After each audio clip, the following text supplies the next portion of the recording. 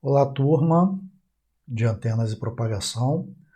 Estamos aqui para o primeiro vídeo com conteúdo do nosso curso. A gente fez aí um vídeo introdutório, eu me apresentando e apresentando também qual era o plano desse nosso curso. Essas 15 semanas aí que a gente vai passar junto fazendo esse curso. E agora é a hora da gente ir introduzindo essa teoria. É um curso muito longo, de 90 horas. Então, esse vídeo aqui eu estou dedicando para dar uma passada geral, porém só na parte ainda de antenas. Relembrando, a gente vai entrar em propagação, a previsão é ali um pouquinho depois da metade da unidade 2. Então até lá a gente vai estar vendo apenas antenas, embora de vez em quando eu possa tocar no assunto propagação, porque são dois temas muito próximos, não é à toa que eles estão no mesmo componente curricular, mas a rigor a gente vai concentrar o foco unidade 1 e até o meio mais ou menos da unidade 2 em antenas. Tá? Então é assim que é dividido esse curso. Por que antenas e propagação? Por que se junta isso no mesmo componente curricular? São dois assuntos muito afins, muito relacionados um com o outro.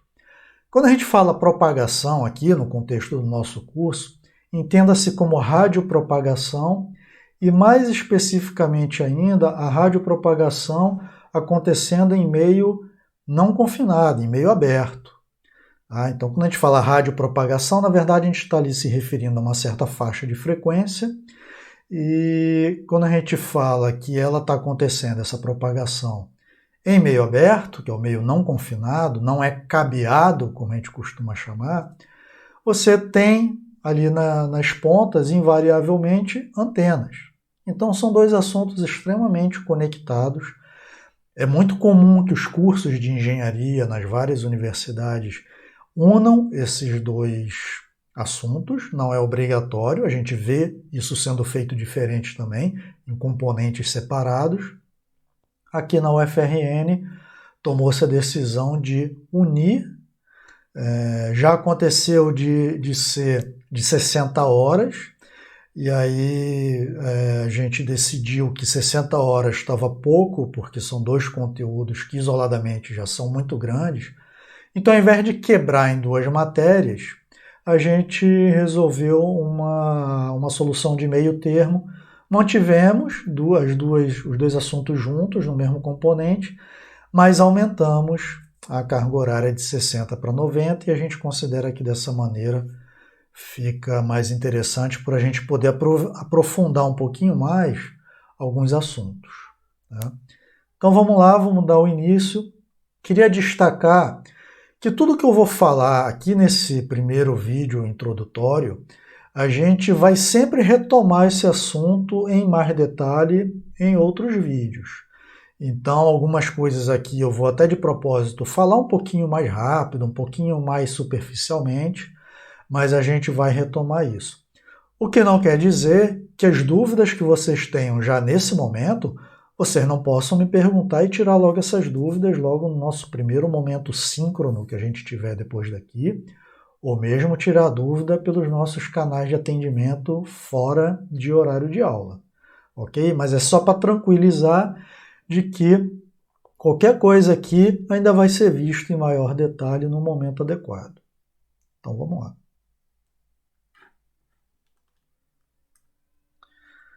Bom, primeiro, definição. É sempre interessante começar com algumas definições. Então, ver definição de antena. O que é. Todo mundo tem essa noção aí, até por intuição e até por prática, né? Desde criança, ver aquela antena dentro de casa, sabe que se mexer na antena de determinado jeito, a imagem fica melhor, fica pior, mesma coisa para o rádio, né? Sabe que lá a antena do carro, né? Antigamente, aquelas antenas telescópicas, subia a antena, descer, ou então do radinho de casa também. Contato com a antena todo mundo já teve de alguma maneira, todo mundo tem a ideia de qual seria a função dela, tá? Mas existem definições para isso, né? Eu vou apresentar uma definição aqui que é do I3E, mas antes eu queria abrir um parênteses a respeito do I3E. Pode ser que alguns já tenham ouvido falar, outros não, tá? Então o nome está aí, é o Instituto de Engenheiros eletricistas e eletrônicos. Então, repara, Instituto de Engenheiros Eletricistas e Eletrônicos, foi assim que ele nasceu, há muitas e muitas décadas. E com essa função de reunir, né, essa comunidade, ele provê padrões, né? Vocês olharem aí, por exemplo, padrões de rede de computadores. É tudo I3E, 802 ponto alguma coisa, estou dando aqui um exemplo, mas é tudo I3E alguma coisa. Então ele atua em padronização de muita coisa dentro de eletricidade e telecomunicações. A questão é a seguinte, o I3E, ao longo aí dos últimos anos, ele foi evoluindo muito em termos de escopo, de abrangência, do que ele faz. Então ele começou a ser uma congregação também, você vê membros da indústria ali dentro, não é meramente um órgão ali profissional de algumas pessoas ali com essa formação acadêmica, ele começou a expandir seus horizontes de área de atuação e a expandir também os profissionais que ele agrega. Já há bastante tempo, I3E não tem mais só engenheiro eletricista e engenheiro eletrônico, tem um ramo de engenharia biomédica, só para dar um exemplo, ramo de engenharia biomédica dentro do I3E, né? E aquelas várias publicações, né? Uma outra grande função do I3E, ele congrega esse conjunto de veículos de divulgação de trabalhos científicos, onde você pode submeter um artigo que a sua equipe tenha feito. Então existem inúmeras revistas que têm a chancela, né, do I3E, elas são do I3E. Assim como congressos, né, que são congressos do I3E, patrocinados, apoiados pelo I3E, e já há bastante tempo que não é só engenharia elétrica, engenharia eletrônica. De maneira que aconteceu uma coisa muito interessante, é aí que eu queria fechar esse parênteses para vocês terem conhecimento disso.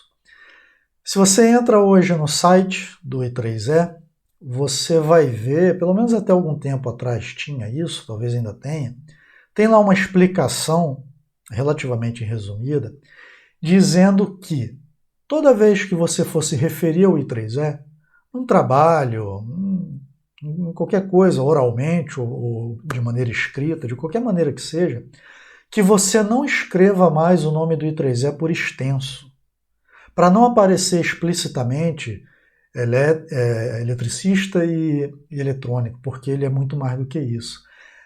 Aí alguém pode questionar, então muda a sigla, né? Muda a sigla para alguma outra coisa, um pouco mais genérica, mais abrangente? Não. Porque I3E virou uma marca, é extremamente conhecido. Falou I3E, quem é da área, e vocês daqui a pouco vão estar até mais acostumados e vão ouvir esse nome I3E o tempo todo, seria muito custoso trocar essa marca. Está na cabeça já de todo mundo. Tá? Então aconteceu uma coisa curiosa, que não é muito comum da gente ver. Mantiveram a sigla I3E, mas pedem para que a gente não escreva por extenso. Tá? Então eu acho uma coisa bastante curiosa, compartilhando isso com vocês, e até para vocês saberem isso. Não é mais desejo do I3E que apareça dessa maneira aqui, como eu propositalmente eu coloquei para vocês saberem o que um dia já significou essa sigla aqui, não mais. Ok? Então vamos finalmente à definição de antena segundo o I3E. Ele tem lá uma seção de definições, né, de termos padrão para antenas. Então é uma definição super simples, dispositivo para radiação ou recepção de ondas de rádio. Essa terminologia rádio, daqui a alguns slides a gente vai entender o que ela se refere, está basicamente se referindo a uma certa faixa de frequência, em que existem dispositivos que podem radiar, emitir, tá? Transmitir, tudo a mesma coisa, ou receber essas ondas de rádio, que são ondas eletromagnéticas dentro de uma determinada faixa de frequência. A frequência é um conceito com o qual vocês já tiveram contato, oscilação da onda, né? Aquela taxa em que ela está oscilando, tem lá os ciclos daquela onda. Então reparem que é uma definição bastante simples, tá? Muito simples mesmo. De maneira que existe uma infinidade de formas, tamanhos, né, de antenas que todas elas podem atender isso daí. Vocês podem ler melhor sobre I3E nesse link que eu coloquei, e que, aliás, é onde tem essa explicação que eu dei nesse parênteses que eu abri ainda há pouco. E aí tem a definição também, eu trouxe a da Anatel, que é a nossa agência brasileira reguladora das telecomunicações, que é um dispositivo para, em sistemas de telecomunicações, radiar ou captar ondas eletromagnéticas no espaço. Até aí, muito similar à definição do I3E. E a Anatel ainda incluiu o seguinte: pode incluir qualquer circuito que a ela esteja mecanicamente incorporado. Então ela já vai um pouquinho além. Se você construir uma antena, essa antena ela tem uma circuitaria adicional para realizar ali alguma atividade. Pode ser um processamento de sinais em antenas inteligentes, que é um assunto que a gente vai abordar. Existem antenas que têm um amplificador já ali embutido, ele está mecanicamente acoplado de maneira inseparável dessa antena pela Anatel. A antena, junto com esse dispositivo aí, se você soma isso tudo aí, você pode chamar isso tudo de antena, certo? Então tem uma diferença aí sutil da definição da Anatel para o I3E, mas na base elas são muito similares e extremamente abrangentes. Rádio, né, o radiotransmissão. Aí eu peguei uma definição do dicionário de eletrônica, bem conhecido. E olha o que ele diz, e olha um adendo que eu vou colocar no final a essa definição aí. Transmissão sem fio de sinais no espaço livre por meio de ondas eletromagnéticas em frequências significativamente mais baixas que a da luz visível. Luz visível é terahertz, é 10 a 15, por aí, é essa faixa aí, lá muito em cima no espectro eletromagnético.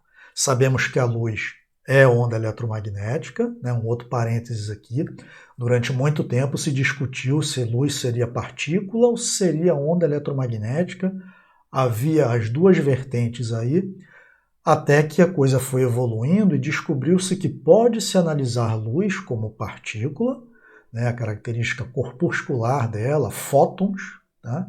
Ou como uma onda eletromagnética, ela atende plenamente ao equacionamento de Maxwell, por exemplo. Pode ser tratada por de fato ser onda eletromagnética.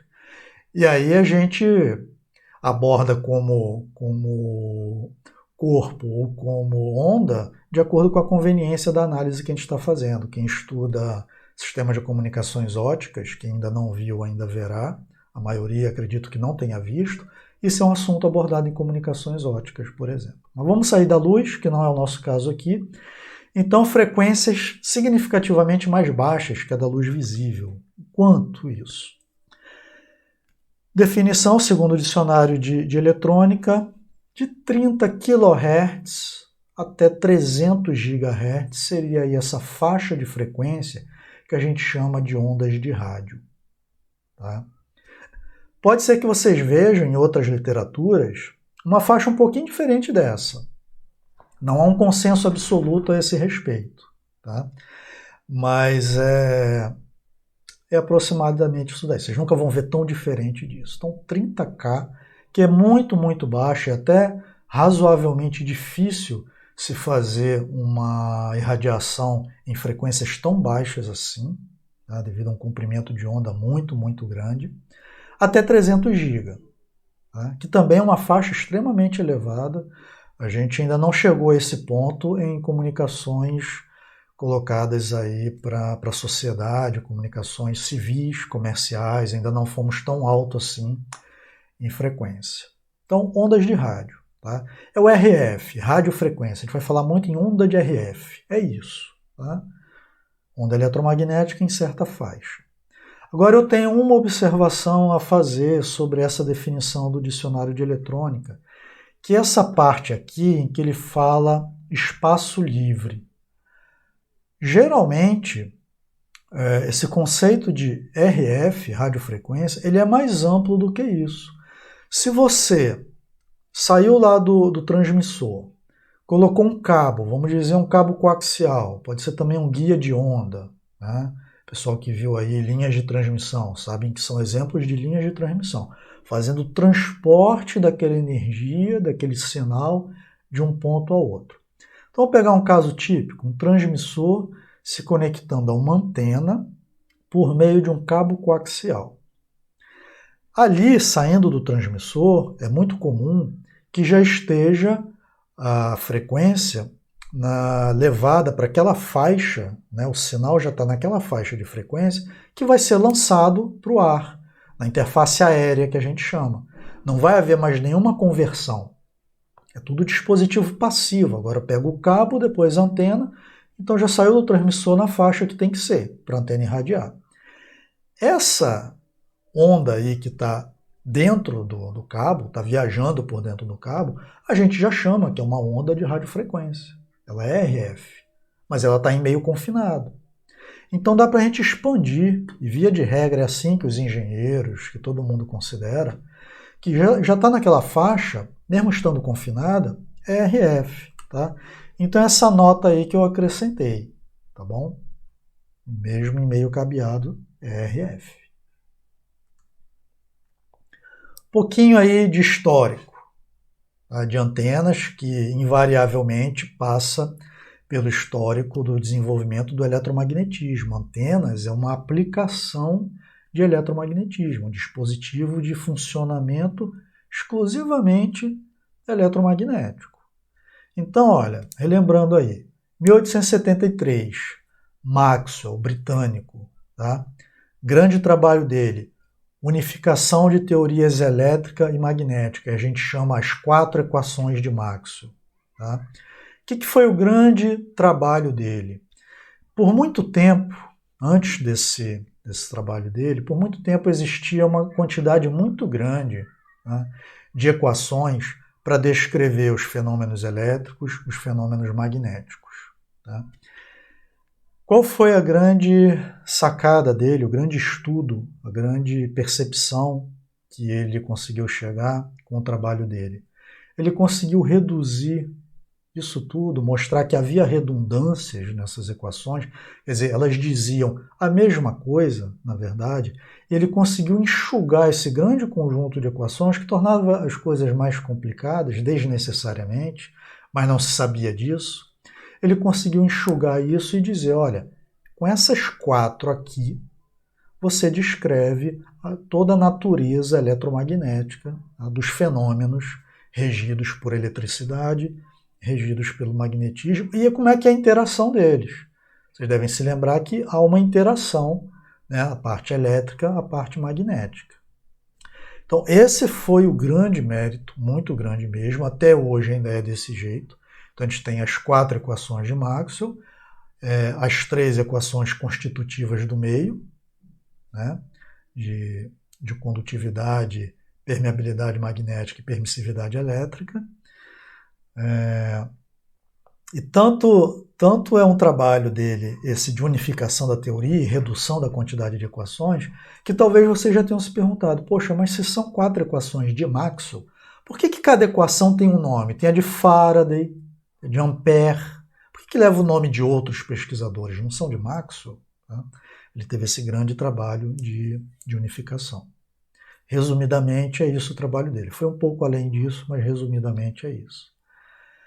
Aí vem, olha, 3 anos depois, Hertz, o mesmo que dá o nome para a unidade de frequência, Hertz, alemão. Acredita-se a ele o primeiro sistema eletromagnético sem fio, tá, que foi em laboratório. Ele transmitiu o sinal de uma centelha, a gente vai ver uma figurinha no próximo slide, bem interessante. E aí o que é de muito relevante no trabalho dele é que ele deu uma base experimental para o equacionamento de Maxwell. Foi a primeira vez que a gente verificou um experimento que, se você for lá fazer as contas, você vê que bate com a teoria de Maxwell. Primeira vez que se fez isso. Então é o famoso experimento de Hertz. Tá? E aí passa-se algum tempo, mas não muito. Início do século XX, surge Marconi, que talvez a maioria ou todos tenha ouvido falar, italiano, Guglielmo Marconi. E a ele é acreditado a primeira transmissão de longo alcance, longo mesmo, de um lugar chamado Cornualha, na Inglaterra, até o Canadá, um local chamado Newfoundland. numa faixa relativamente elevada para a época, 850 kHz, uma faixa que a gente chama de frequências médias. A gente ainda vai ver melhor essa classificação de faixas, só lá em propagação a gente vai ver isso melhor. Mas é a faixa de MF, ainda existe muita transmissão nessa faixa hoje em dia. E aí tem uma historinha interessante, eu gosto de abrir esse parênteses aqui, que é uma história envolvendo Marconi e alguém que vocês também, todos com certeza já ouviram falar, Nikola Tesla. Tá? É muito famosa a história, a rivalidade, isso já deu até documentário, filme, entre Thomas Edison e Nikola Tesla ali na área da eletricidade. Né? Corrente contínua versus corrente alternada. Talvez já tenha ouvido falar disso. Quem não ouviu, é muito interessante de se ver. Existe documentário, texto, tem filme. Né? Mas é menos comum e mais restrito aqui ao meio nosso de telecomunicações essa rixa também, essa rivalidade, essa disputa de Tesla com Marconi no campo das telecomunicações. Tesla foi extremamente abrangente, faixa larga, como a gente diz, nas áreas de atuação dele. Então, olha o que Tesla disse quando Marconi começou a fazer essas experimentações na área de transmissão de longo alcance.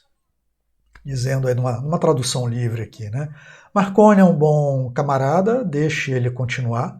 Ele está usando 17 das minhas patentes. Tipo, eu estou tranquilo aqui. Ele está fazendo ali as coisas dele, divulgando, fazendo propaganda, mas nisso tudo aí que ele está fazendo tem 17 patentes minhas. Né? Bom, e aí a gente mostra aqui, eu ainda vou continuar essa historinha. Isso é uma imagem de Marconi, trabalhando no escritório dele. Tá? Foi criada a Marconi Corporation posteriormente. Isso daqui é uma foto de qualidade não tão boa, mas tem aqui esse arranjo aqui, ó, parece um varal, tem um monte de fiozinhos finos aqui, ó, que vão até o chão. Tá? É uma coisa muito grande, olha comparado com essas casinhas aqui.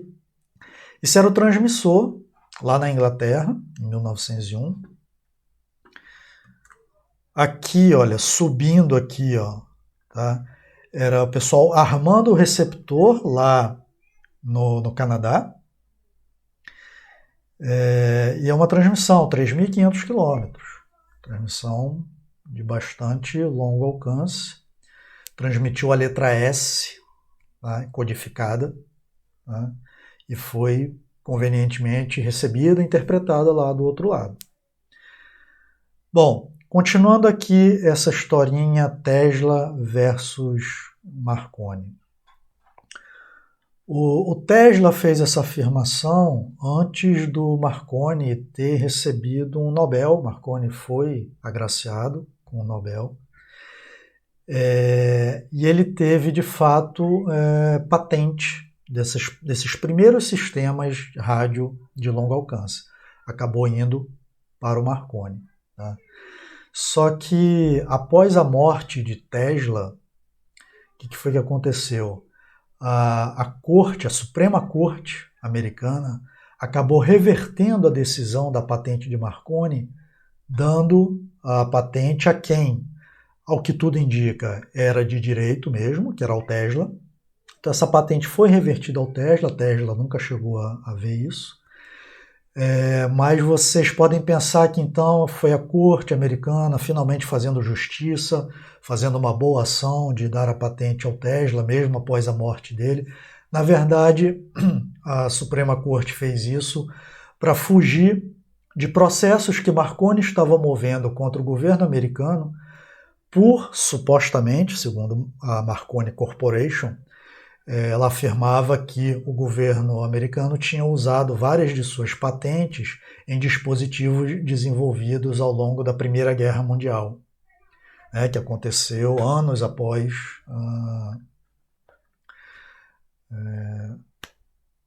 Marconi, anos após 1901. Ou seja, na verdade não foi uma boa ação, na verdade era o governo tentando fugir desse processo. Então, o que ele fez? Bom, deixa eu tirar a patente dessa corporação que está me processando, deixa eu colocar isso para alguém que já morreu, né? Que não vai criar caso comigo, né? Então, passou a patente para o Tesla e a história é essa daí. A história é bem interessante.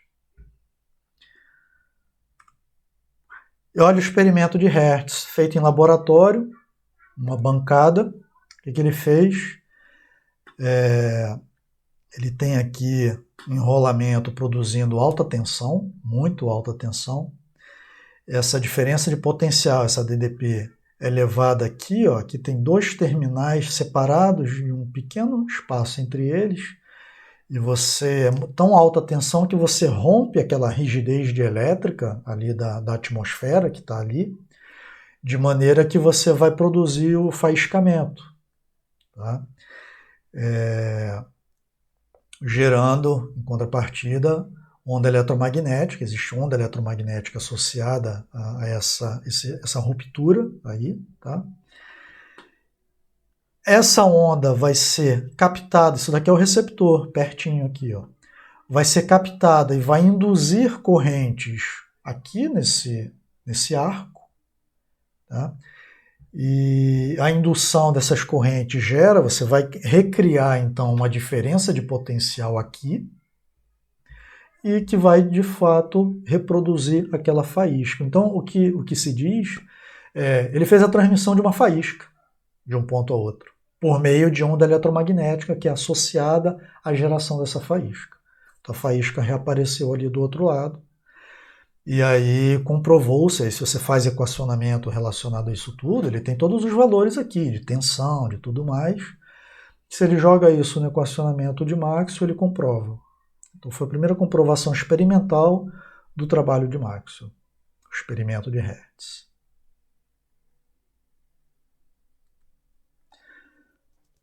Pegando aí ainda nosso histórico, mas agora indo já décadas adiante, o que a gente pode dizer é que até a década de 40, o que se existia e que a gente chamava de antena era uma coisa extremamente rudimentar. Eram fios irradiantes, o que a gente chama de antena filamentar, fio, operando até a faixa de UHF. O UHF é uma faixa que vai até 3 GHz. Tá? Muito rudimentar. Se você tem uma antena que ela é meramente um fio, você tem só algum controle sobre os parâmetros daquela antena, as várias características que a gente deseja que uma antena tenha. E esse vai ser o assunto da nossa unidade 1 todinha, uma coisa que a gente chama de parâmetros fundamentais das antenas. É o capítulo 2 da nossa referência bibliográfica, o Balanes.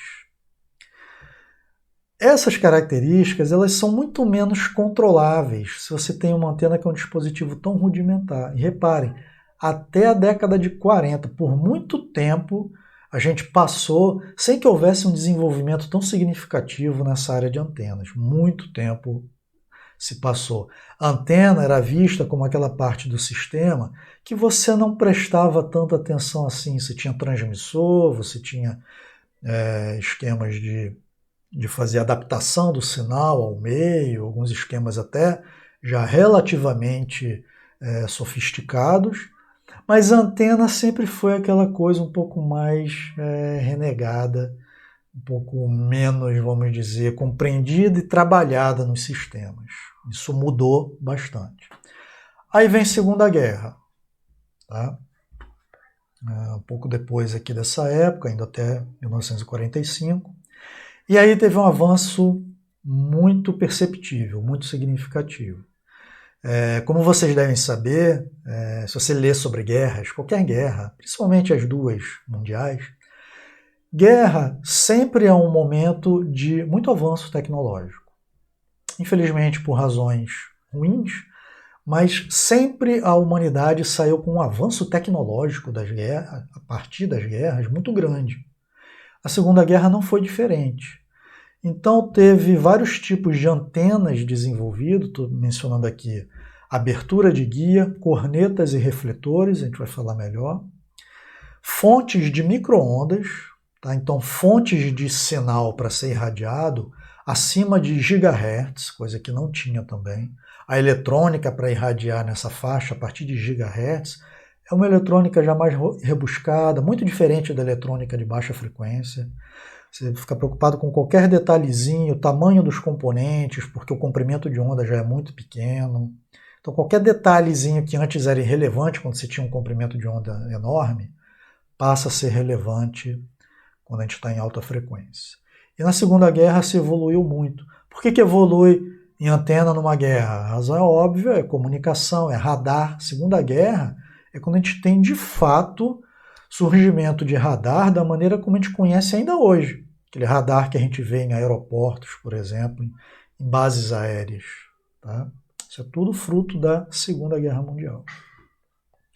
Aí a gente anda um pouquinho mais para frente, ali entre 60 e anos 90. Repara que a gente já está começando a chegar muito perto dos dias de hoje.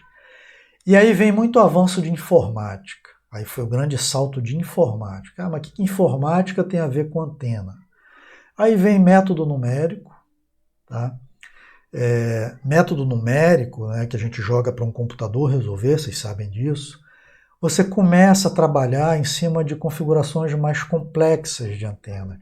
Você já começa a sair daquele fiozinho ali radiante. Você já começa... Quando você pega todo o equacionamento de onda, equacionamento de Maxwell, que é rebuscado, é ruim de você fazer aquilo ali na mão.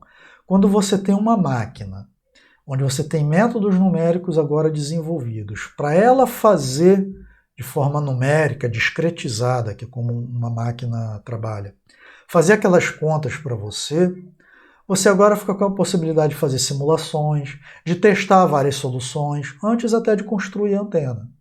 Então o avanço da informática e depois da microinformática, avanço também não só na área de algoritmos, mas avanço também depois em velocidade de processamento. Quando você junta isso tudo, construir antenas mais elaboradas virou uma realidade. Então isso foi nessa época aí.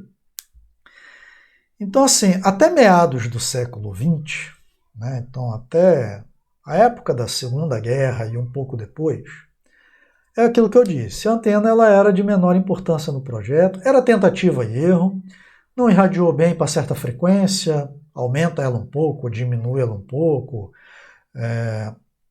torce daqui, mexe na espessura do condutor. Foi se descobrindo coisas, muitas delas de maneira empírica, e muita tentativa e erro, o que não é uma técnica muito interessante quando você quer começar a produzir coisas comercialmente, usar de maneira consistente, confiável para aplicações civis e militares. Tentativa e erro não é exatamente a técnica interessante.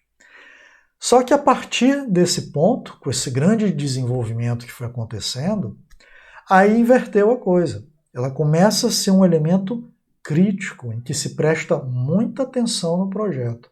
Então você começa a construir uma antena específica para irradiar em determinada frequência, não receber uma frequência diferente da que você quer. Isso tudo a gente vai ver mais adiante. Irradiar para determinadas direções e não irradiar em outras direções. Tá? Então a gente vê uma infinidade de tipos de antenas que passam a cumprir objetivos de projeto, muito claramente. Ela já nasce daquele jeito, não é que você vai mexendo nela até tentar fazer ela ficar do jeito que você queria. Isso aí acabou. Tá? Aí vem a década de 70, mais algumas revoluções. Década de 70 começa a surgir, além de continuar um avanço grande de microinformática na década de 70, falando aqui especificamente de antenas, surge um tipo de antena ainda muito em voga hoje em dia, que são as plaquetas, as microfitas. É a antena numa chapinha muito parecida com um circuito impresso. A gente vai ter a chance de falar também mais sobre isso. Confecção relativamente simples, custo baixo, miniaturização, leveza. Se alguém se lembra dos telefones celulares, os primeiros, eles tinham antenas filamentares, você tinha até que puxar. Tá? A coisa foi evoluindo, ela foi ficando menorzinha, até que chegou um momento que a gente não vê mais antena. O leigo até diz o celular sem antena, né? Claro que ele tem uma antena, a antena está lá dentro e ela é uma chapinha. Ela pega determinada dimensão daquela placa, aquela placa mãe ali do celular, tem uma certa dimensão ali que tem uma antena ali, que é uma antena, via de regra, dessa aí de microfita. Então permite miniaturizar. Imagina a superfície de um foguete, por exemplo. Você vai pendurar uma antena convencional, igual essas que a gente vê no topo dos prédios e das casas, você vai botar isso num foguete? Claro que não vai. Né? Como é que você insere uma antena num objeto que ele precisa ser aerodinâmico, como um foguete? Né? Como hoje em dia nos carros também, em que se preocupa muito com a aerodinâmica. Você coloca uma coisa miniaturizada. No caso do foguete, tem que ser leve também. Né? Então é para isso que surge a antena de microfita. Extremamente utilizada desde que começou a ser desenvolvida. E aí a gente fala de anos 70 e 80, e aí começa a surgir o conceito de antenas inteligentes. Aí já é uma outra categoria, um outro universo, muito usado, pelo menos a ideia, né? Comercialmente ainda nem tanto assim, mas é a ideia de ser usado em comunicações móveis, não apenas. Mas a coisa de antena inteligente, só para desmistificar um pouquinho, a antena propriamente dita, conforme aquela definição que a gente viu do I3E e da Anatel, continua aquela definição. A questão é que ela tem dispositivos para fazer tratamento daquele sinal. Então ela se torna inteligente porque tem um DSP, um processamento digital de sinais atrelado a essa antena, trabalhando ali incessantemente para fazer alguma atividade ali que, em conjunto com o elemento radiante, vai dar um resultado ali que você queira. Tá? A antena, do ponto de vista eletromagnético da coisa, ela continua sendo um dispositivo, vamos dizer, burro, passivo.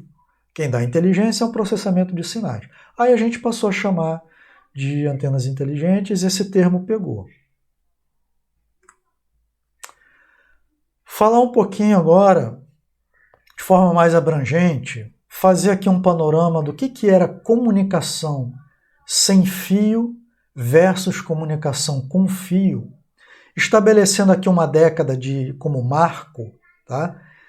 Isso aí é um pouco variável, mas a gente pode pegar ali os anos 80 como sendo bastante característicos de algumas mudanças de paradigma que houve entre comunicação sem fio, comunicação com fio, né, a chamada cabeada. Peguei isso de uma colega da PUC, ela tinha isso muito bem desenvolvido num slide.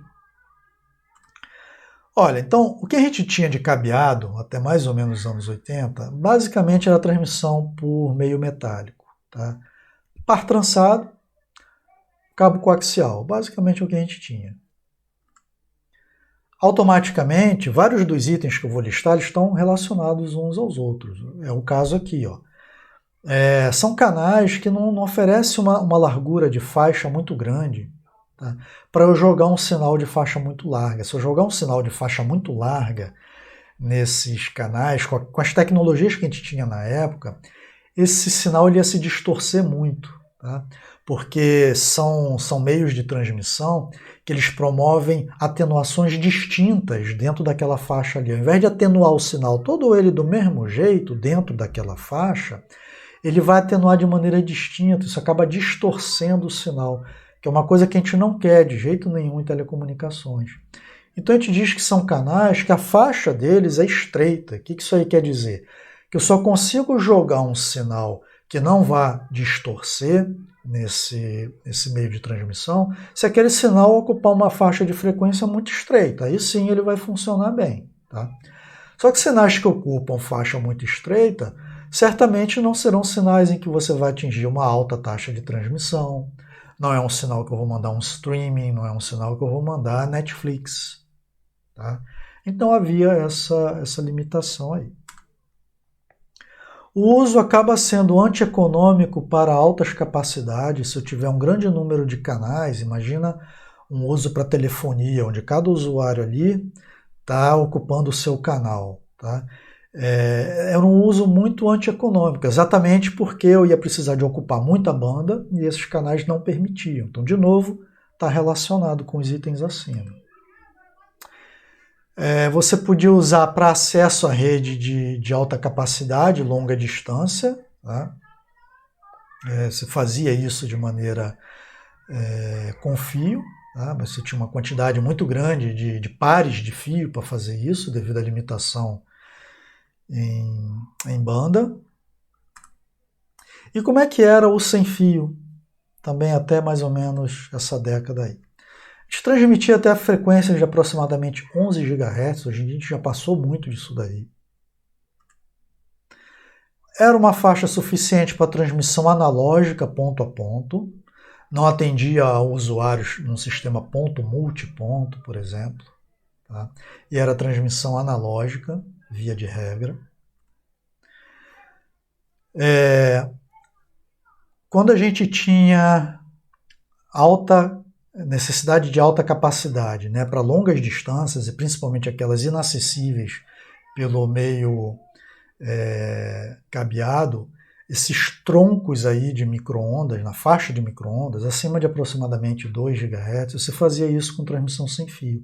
Até porque a cabeada, olha aqui para que ela servia. Rede de acesso. Tá? O que é a rede de acesso? Imagina que você saiu lá da central telefônica, você vai percorrendo um monte de caminho, você chega lá no usuário final, chega na sua casa. Tá? Esse último ponto aí, para que eu, na minha casa, acesse a rede telefônica, isso é uma redezinha de acesso. Tem um enlace ali que, de alguma maneira, cabeado, sem fio, de alguma maneira que seja, eu estou acessando essa rede daí. Tá? O cabeado, por ser de baixíssima capacidade, ele servia, no máximo, para ser esse acesso à rede aí, porque quando eu faço um acesso à rede, sou apenas eu, uma quantidade de banda bem limitada. Agora, na hora que eu estou fazendo esse grande meio de transporte aí, até chegar no acesso, ligando com a central, isso daí é de alta capacidade, porque isso daí está transportando o tráfego de um monte de usuário, até chegar na central.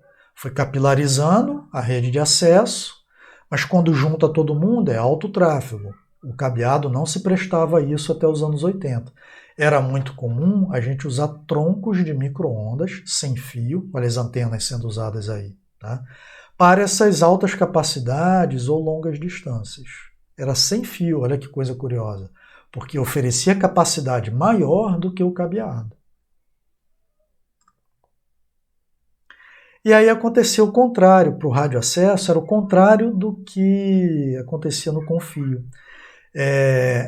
Existia muita interferência, né? A gente tinha uma quantidade de canais individuais que eram poucos para ser usado por múltiplos usuários ali no acesso sem fio, de maneira que você poderia ter interferências ali com o vizinho que estava também usando uma comunicação sem fio para fazer o acesso à rede telefônica, por exemplo. Tá?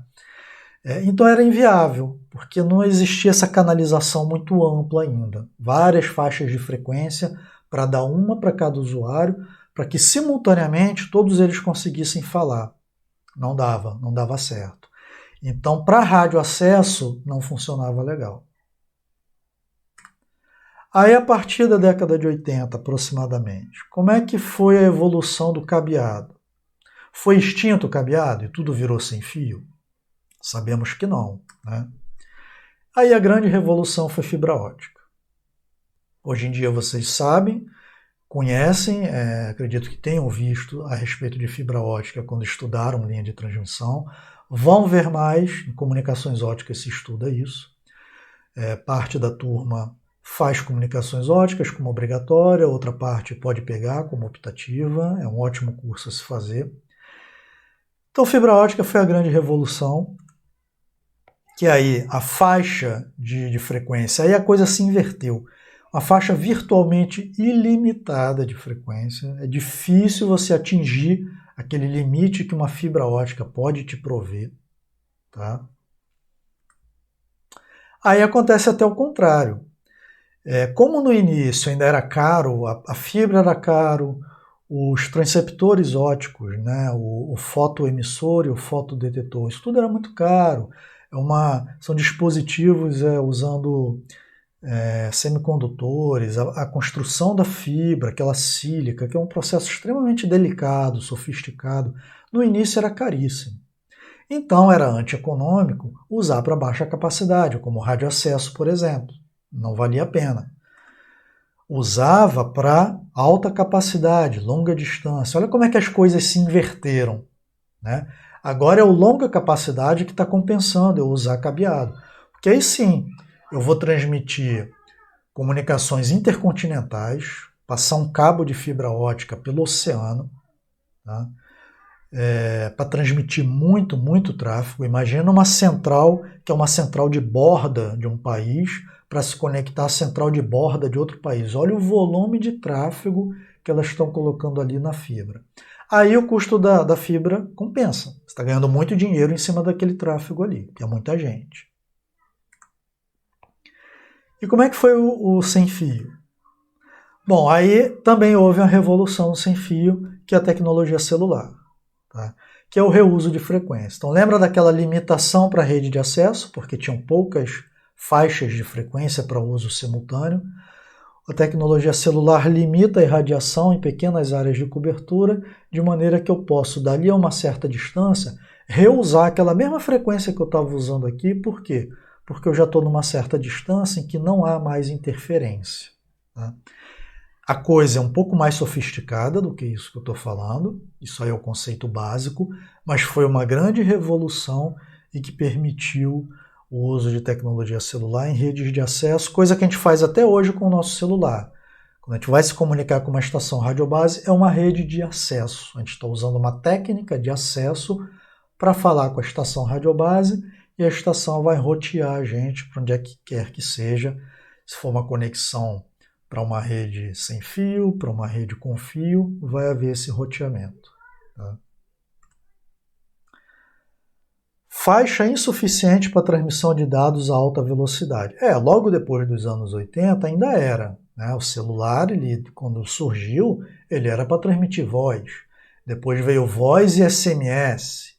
Depois voz, SMS e uma coisa chamada MMS, que é um SMS com multimídia, com umas figurinhas, com umas coisas, uma coisa que não pegou muito, tá? Aí depois começa de fato a transmitir dados. Aí a coisa começa a revolucionar até chegar no ponto que a gente está hoje, que a gente usa a internet no celular. Por isso que eu coloquei entre parênteses uma perguntinha aí que é meio que uma provocação. Será que isso ainda é problema hoje em dia? No meio sem fio, a gente transmitir a muito alta taxa de transmissão? Uso antieconômico para altíssima capacidade, longa distância. Frequências de até 50 GB, saímos daquele 11 até 50, hoje a gente já passa disso, tá? Economicamente viável e conveniente para radioacesso pelas técnicas que foram desenvolvidas, grande parte delas trazidas pelo conceito da tecnologia celular, grande parte delas. E aí permitiu o desenvolvimento de sistemas de comunicações móveis, pessoais. Era inimaginável antes, aí aproximadamente dessa época, que a gente teria um aparelho de comunicação pessoal. Cada um de nós teria isso, um aparelho desse. A um preço que hoje em dia já está relativamente baixo, né? Isso era impensável. Então vamos lá, fazer um sumário de importância histórica de antenas. Enlaces ponto a ponto, especialmente esses na faixa de micro-ondas. Resumidamente, se a gente vai subindo na faixa de frequência, vai cabendo mais faixa de banda ali para eu colocar mais usuários. Então, se eu vou subindo em frequência, podem anotar aí que isso, grande parte das vezes, vai significar que eu vou conseguir ter mais banda. Mais banda é mais usuário que eu estou colocando simultaneamente naquela faixa ali. Então, atendimento a alta capacidade, troncos telefônicos, interligação entre centrais. Enlace satélite. Está aí uma coisa que existe há muito e muito tempo, enlace satélite. Qual foi uma grande evolução de satélite? Ficar mais barato, tá, por conta de barateamento da tecnologia e mais gente usando. fator de escala, tá?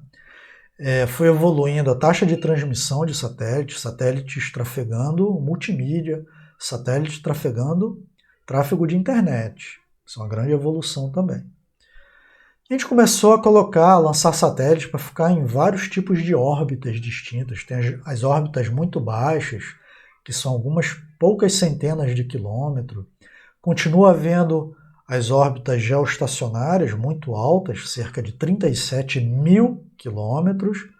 É aquela órbita em que o satélite fica parado em relação a um ponto do planeta.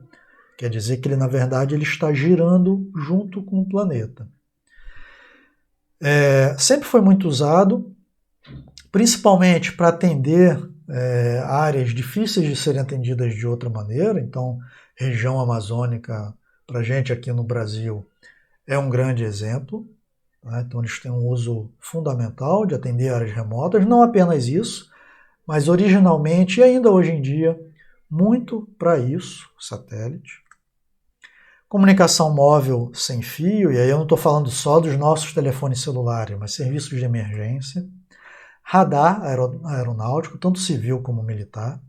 Radioastronomia, aquelas antenas gigantescas, os radiotelescópios, né, para fazer prospecção de sinais vindo do espaço por meio de onda de rádio. Comunicações pessoais móveis, onde surge a grande necessidade de miniaturização. Uso militar em geral, que é muito comum que seja onde as coisas surgem e começam a evoluir até depois passar para uso civil. Antenas é um grande exemplo disso. Vocês se lembram que eu falei da Segunda Guerra Mundial.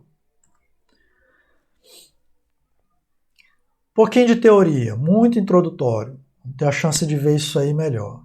Tá?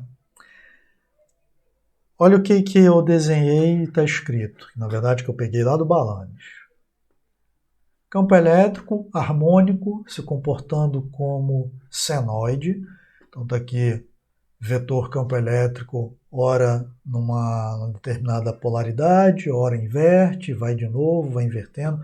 Comportamento harmônico é assim que, em geral, nossas ondas que nós vamos transmitir se comportam. A gente vai ter uma coisa chamada portadora, que ela está carregando a nossa informação impressa em cima dessa senoide ou de uma cossenoide. Tá?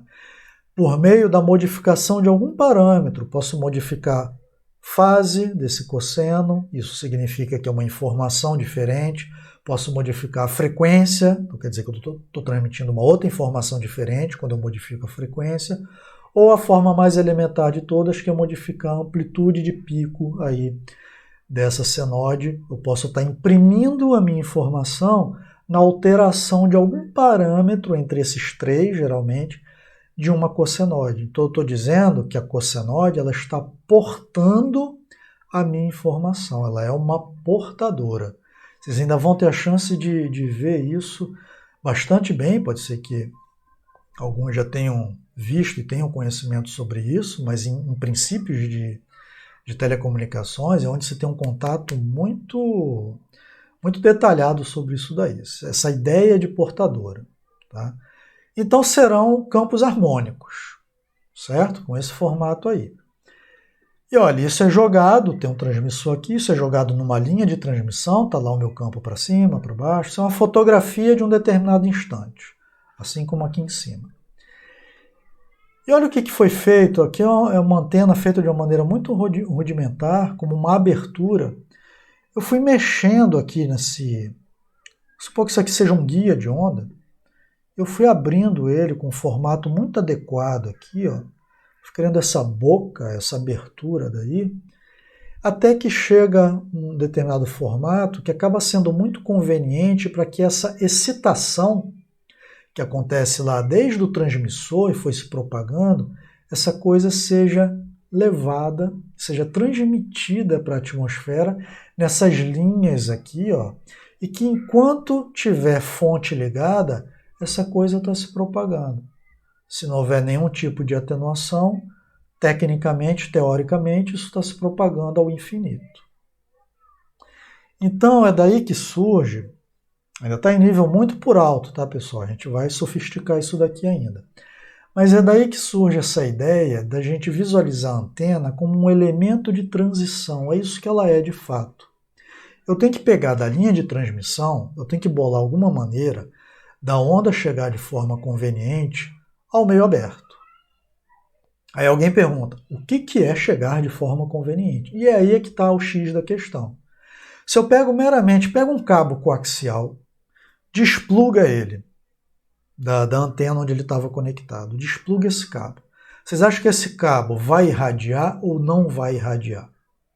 Vai irradiar. Agora, eu posso chamar isso de uma antena, ou melhor dizendo, de uma antena que tenha propriedades interessantes? Muito provavelmente não. Por algumas razões. Esse cabo vai irradiar em direções que não estão no meu controle, não são direções de projeto. Pode ser que ele não irradie quase nada na direção que eu tenho interesse. Outra coisa fundamental que vai acontecer. Há uma diferença de impedância muito grande entre essa linha, que é o cabo, e a impedância da própria atmosfera. Se há essa diferença muito grande, há aquilo que vocês já conhecem, descasamento de impedância. E vocês também sabem, lá de linha de transmissão, o que acontece num descasamento de impedância. Vai voltar muita energia para trás. Vai voltar muita energia aqui por essa linha, que a gente queria que ela só estivesse enviando, no caso de um transmissor. Tá? Vai ter essa formação de onda estacionária, que vocês sabem o conceito disso daí. Vai haver uma taxa de onda estacionária ali. Tá? De maneira que, no caso desse exemplo aí do cabo coaxial, vai ser de maneira que é proibitivo isso daí. Há casos extremos de haver tanta reflexão que você até estraga um transmissor. Isso pode acontecer. Então, o que em grande medida acontece quando eu estou fazendo essa adaptação aqui? Eu estou criando um dispositivo que vai jogar a onda para a direção que eu quero, vai promover alguma variação ali de impedância suave, até que eu tenha controle em cima dessa diferença de impedância existente aí da antena para chegar no meio. Essas coisas ficam controláveis. Eu começo a ter controle em cima dessa taxa de onda estacionária aí que vai ser criada na linha de transmissão. Não só pela interface linha entrada da antena, tá? Como a própria antena, até ela jogar essa interface da antena com o meio. Tudo isso aí tem descasamentos aí envolvidos. Tá? A gente costuma trazer isso tudo aqui, para o ponto de entrada da antena. A gente ainda vai estudar melhor isso. Costuma atrelar o descasamento a isso daqui, a essa entrada da antena. Tá? Mas que está refletindo, né, tudo o que está acontecendo dali em diante, até o lançamento dessa onda. Então é um elemento de transição. Uma coisa interessante, tá? Grande parte das antenas práticas podem ser representadas por meio de um circuito, um TVNAN equivalente. Vocês sabem fazer equivalente TVNAN. Então repara, transmissor com a sua resistência interna, na verdade a sua impedância interna. Aí tem aqui um tracejado, onde ele está se conectando a uma linha de transmissão, está sendo representado aqui, onde vai ter, via de regra, uma onda estacionária, que se conecta a esse pedaço aqui do circuito, que é a antena, representada como circuitos. Olha que coisa interessante.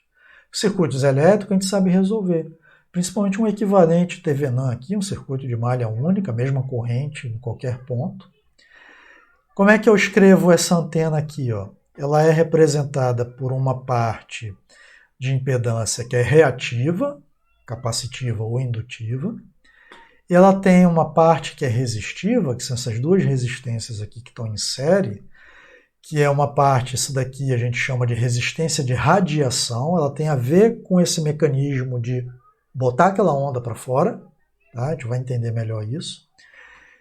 E aqui é uma resistência de perda, que essa aqui está mais associada àquela ideia que a gente tem nos circuitos mesmo, que é a dissipação de energia.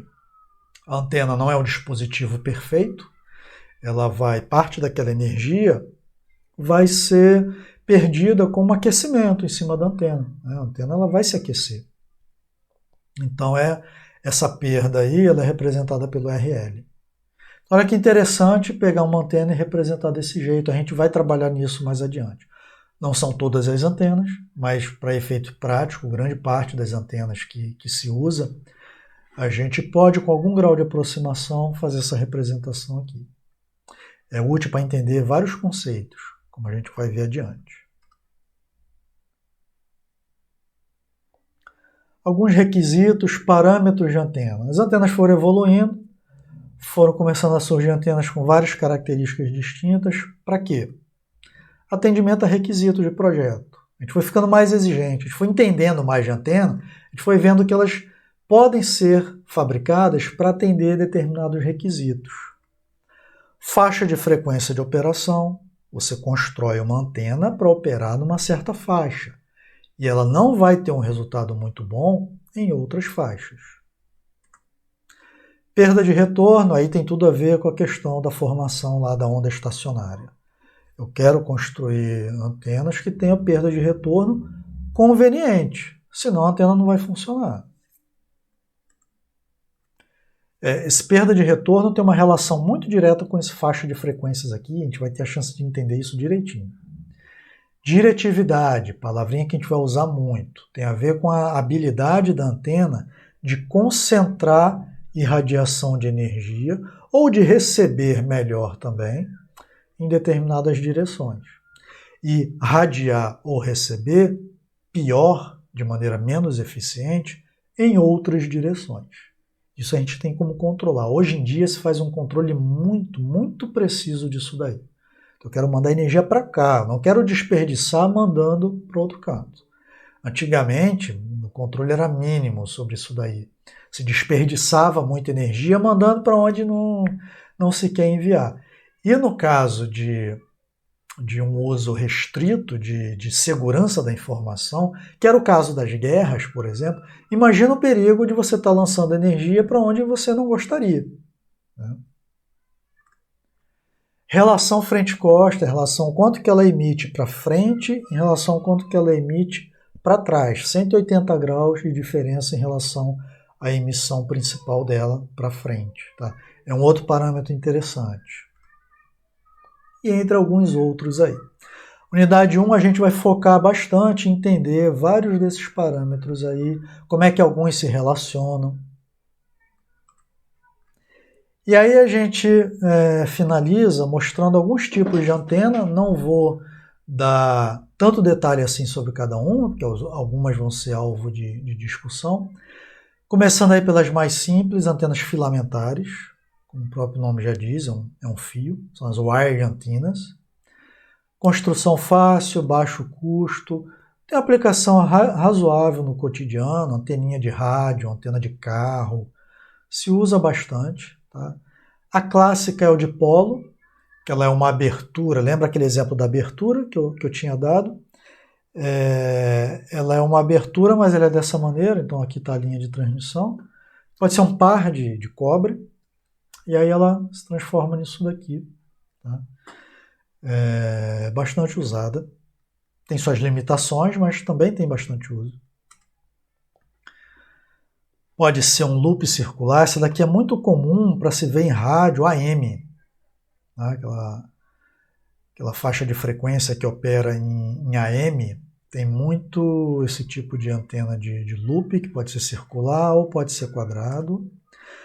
Um helicoide, uma hélice, que ela gera polarização do tipo circular. Vocês aí que já estudaram sobre polarização, existem antenas que geram a onda, esse campo elétrico girante. Tá? Para isso você precisa de um helicoide. A gente vai falar um pouquinho para que isso daí seria interessante. Já é um pouquinho mais sofisticada, mas continua sendo filamentar.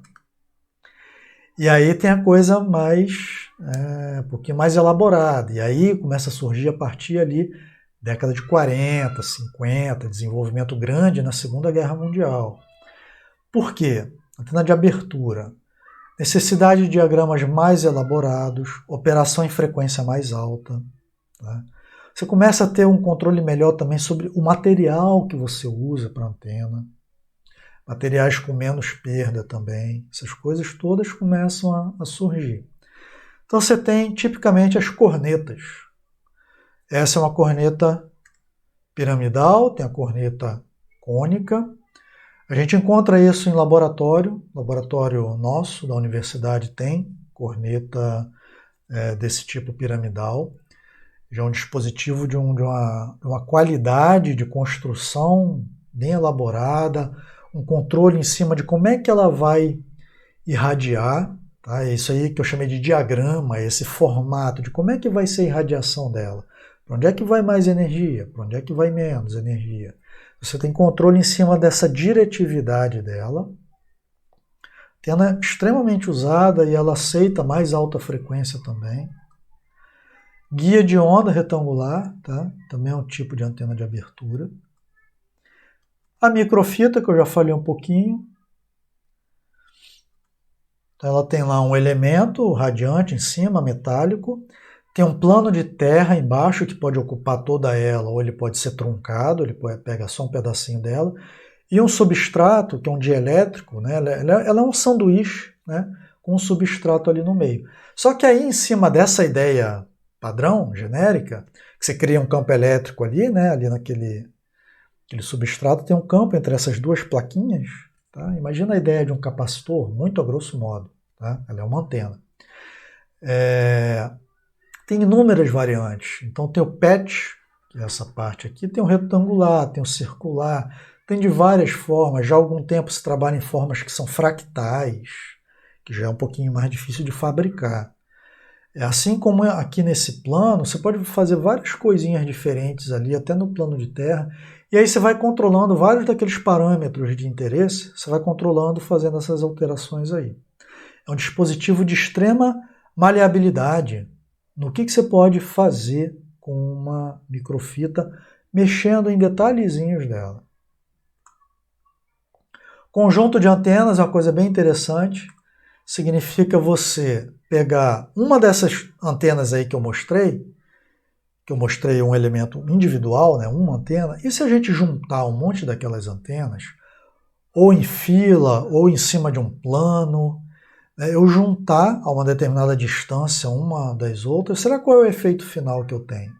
Posso ter efeitos finais muito interessantes. Eu posso ter uma antena resultante aí, dessa junção de várias antenas, que ela vai me dar uma característica, geralmente é uma característica de radiação, de direcionalidade, que eu não conseguiria ter usando o elemento isolado. Aí você usa um arranjo de antenas, que a gente chama, em inglês é o array de antenas. É bem interessante, dá para fazer com todos os tipos de antena. Então aumenta a diretividade, que eu botei essa interrogação aí, porque a gente ainda não sabe exatamente o que é diretividade. Então, olha, um array de antenas filamentares, uma antena do tipo Yagi-Uda, a gente ainda vai falar dela de novo, mas é uma antena muito fácil da gente ver por aí nos telhados. Pode ser um array de aberturas, um array de microfita, juntar um monte de microfita, eu formei um array, agora é no plano. Guia de onda fendido, que é uma outra coisa, a gente pode conversar um pouquinho sobre isso no encontro síncrono, um tipo bem interessante de radiação.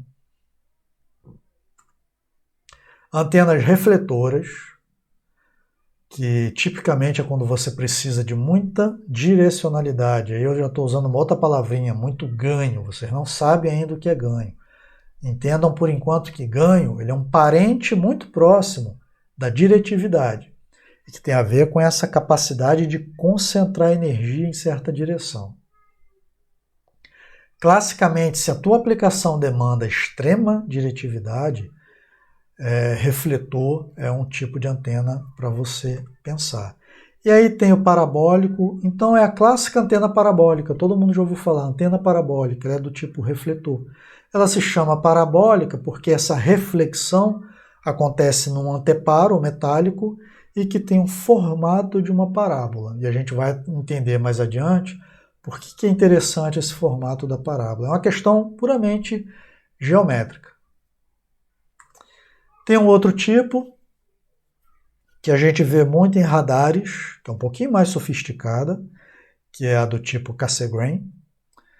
Se a gente for ali na barreira do inferno, ali tem alguns radares que são desse tipo daí. Não vou explorar muito agora, a gente vai ter, esse é o capítulo 15 do Balanes, é o volume 2 já do Balanes, a gente vai explorar isso, talvez mais ali na primeira metade da unidade 2, mas a gente vai ter a chance de falar um tipo de antena bastante interessante, muito usada. Se vocês olharem para essas torres de várias antenas que tem por aqui, vocês já devem ter visto algumas antenas que ela meio que parece um tambor. Reparem isso, a antena geralmente grande, ela é vedada na frente, ela parece muito um tambor. É exatamente esse tipo de antena aí. Então aqui, olha, um monte, uma figurinha para vocês terem aí. Um monte dessas antenas que eu falei, antenas refletoras, um refletor de canto, a superfície refletora é esse anteparo aqui. Tem um elemento aqui, um filamento, ó, um filamento aqui, que ele é que está gerando a irradiação, que vai refletir nesse metal e vai irradiar da direção aí da parede para frente. Tá? Uma outra aqui, ó, mas repara que essa daqui tem esse elemento radiante aqui, ó, essas duas coisas aqui, tipo uma cruz aqui, e o refletor ele é vazado, olha que interessante, ele não é inteiriço igual a esse. Vamos discutir um pouquinho no encontro síncrono, vamos lembrar de falar disso. Por que ele pode ser vazado? Olha aqui também. Duas cornetas, uma inteiriça e a outra é vazada. Como é que essa coisa irradia? Tá? Uma microfita bem pequenininha, olha ela comparada com um conector de um cabo coaxial. Isso aqui é um conector estreito, de um coaxial bem pequenininho. Tipo aqueles do cabo da TV por assinatura, por exemplo. Um refletor parabólico agora, outro extremo, enorme, olha ele comparado com as pessoas aqui. Muito grande. Olha um array de microfita, 4 microfitas aqui, ordenadas de uma maneira conveniente, e todo esse conjunto aqui, tudo se passa como se isso tudo fosse uma nova antena, que tem uma certa característica. Tá? E aqui é uma anteninha comercial, na verdade a antena está aí dentro, isso daqui é só uma cobertura dielétrica, para não alterar as características da antena, só para ficar de uma maneira um pouco mais apresentável. Isso é muito comum da gente ver. Você está vendo um dispositivo, mas na verdade você não está olhando para a antena evidentemente está ali dentro. Tá? Então, pessoal, era essa a introdução. Vários desses assuntos a gente retorna. A gente não vai ver no curso, evidentemente, todos os tipos de antena. São escolhidas algumas para que didaticamente fique mais interessante. Apesar de ser um curso longo de antenas e depois vai ser um curso também longo de radiopropagação, ambos são introdutórios. Tá? Não vamos nos enganar. A gente está vendo uma introdução à antena, e uma introdução de radiopropagação. Mas de uma maneira que vocês vão sair com uma base já muito interessante para estar pronto para falar de igual para igual sobre antenas e radiopropagação com alguém que entenda desse assunto e vão estar habilitados para fazer uma iniciação científica no assunto, um TCC que envolve esse assunto, partir para um mestrado nesse assunto aí, vão ter toda a base necessária, todos os fundamentos e um pouco mais para saber com muita propriedade como é que funciona a antena, como é que é a radiopropagação em meio aberto, em meio não confinado, que é disso que a gente vai tratar aqui. Ok? Então, obrigado por terem assistido a esse vídeo. A gente vai ter a chance de tirar todas as dúvidas e ter várias discussões em momentos síncronos ou por meio de atendimento fora de horário de aula. Ok? Até uma próxima, então.